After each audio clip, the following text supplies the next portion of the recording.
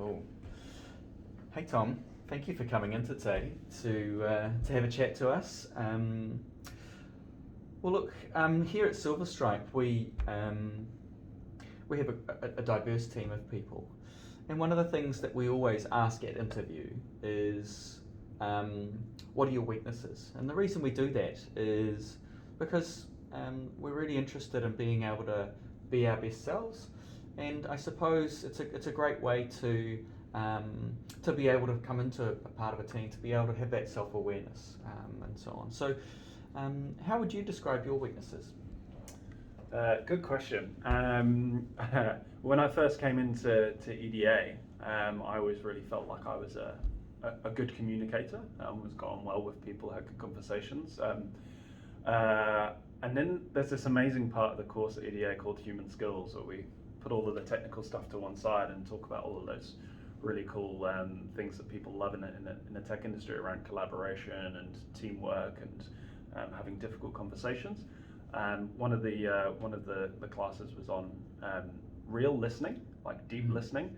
It turns out I'm actually not that great at it. I really learned a lot. There was a lot around non-verbal cues, like nodding, which kind of signal to the other person that you are listening, but actually probably fall back on a lot. I'm doing it now as I realise it. But I actually learned a lot about myself, and we're always taught to apply it through the course at EDA. And what I actually felt was after that specific class, my listening skills started to improve, and I actually really opened my mind to what other people were really saying.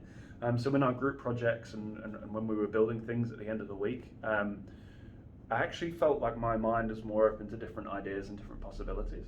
And I truly felt that we built better products as a result of that. And it's something that's really impacted in both that professional side and also the personal side of my life as well. It feels like a real door has been opened. In terms of weaknesses that I think I still have, my background in the accounting space has always been quite an individual pursuit. You're kind of able to hide behind facts and maths, and not there's either right or wrong, and you kind of produce a piece of work, hand it over, and then it's done. But since I've been in the tech space, I've learned that there's a lot more around presenting and a lot more of communicating to larger groups of people and getting your ideas across with justification and challenge. I'm happy to speak in front of groups of people, but actually not grounding it too much in technical terminology and trying to think how other people might think and explain things in a way that will be palatable by both technical and non-technical people is something that I've had to improve on, and I still need to do a little bit of work on actually. But yeah, the strengths of listening that I learned in human skills, and also being able to take on feedback from others and really work on that is something that I think is helping to improve in that space. And I'm actually really excited to continue to improve in that area. Fantastic, thank you for that answer. So, I heard a lot of good things there. Tom very quickly started off with an example, which is great. So he used an example straight away around the human skills and working in teams and so on. He was relaxed. He even made a sort of a slight joke at the start, almost like, "Oh, I'm doing that now," which is good because I think it addresses the thing that you're doing and it almost relaxes you. But it's also a great way to connect. You talked about the theory, which I like. So we went through the example of, I thought I was good at communicating. Then I did human skills, and we talked a lot about, visual cues and these sorts of things, and the fact that I use the visual cues to sort of almost not listen in a way.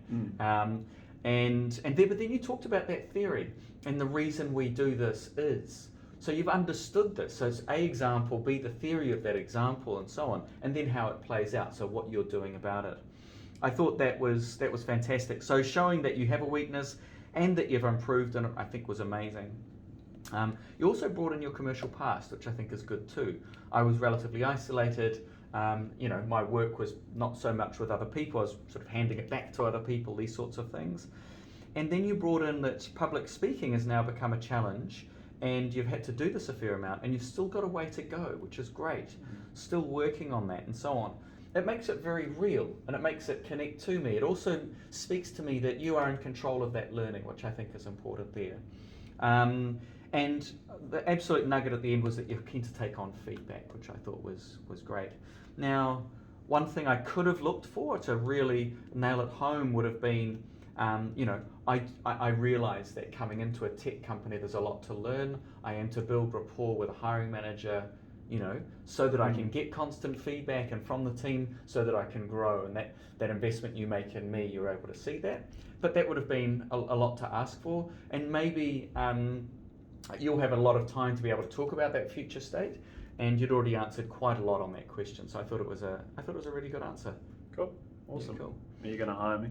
Well, I might do. So at the heart of this question, we have to talk about our weaknesses at some point. Now, at the heart of this question, it's not the weakness that we're really looking for.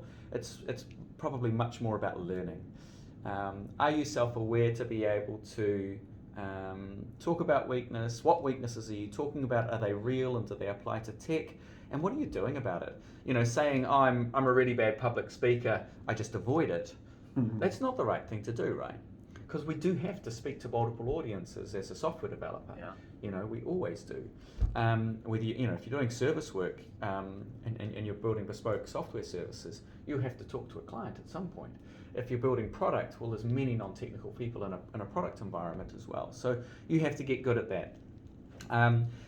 The things that you don't want to do is to talk about something that's irrelevant, or something that you can't change, or something really bad that I'm always late is not the right weakness to talk about in this one. Unless you've got a great story about some years ago I was late and I thought I'm never doing that again because I value people's time and I'll never be late again.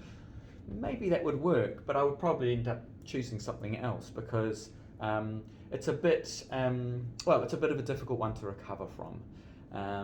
So just be careful what you are choosing for the weakness thing there. Yeah. I think, again, we talk about it a lot, but having a good story behind it to root it in reality is always good. And every single one of you will have a story from EDA, unless you absolutely bossed the course with no issues, where you came across something that you weren't very good at and that you worked on and you overcame it. So, having a back pocket couple of stories that you can pull out around challenge, or around weaknesses and around strengths as well, because you can kind of flip them on their head. It's just something that every single one of you should do, and get really used to telling that story. Practice it again to yourself, record yourself like we're doing, and really make it easy for you to reel off in a panic situation. You can use your weakness answer for if they ask it differently, like tell me a time you overcame a challenge, or tell me a time you learned something new about yourself. And all of these things, if you have 3 or 4 stories that you fall back on, can be slightly edited to answer a different question. So it's a really good question to be asked. It's like the potential for point scoring is huge. Yeah, that's right. Cool.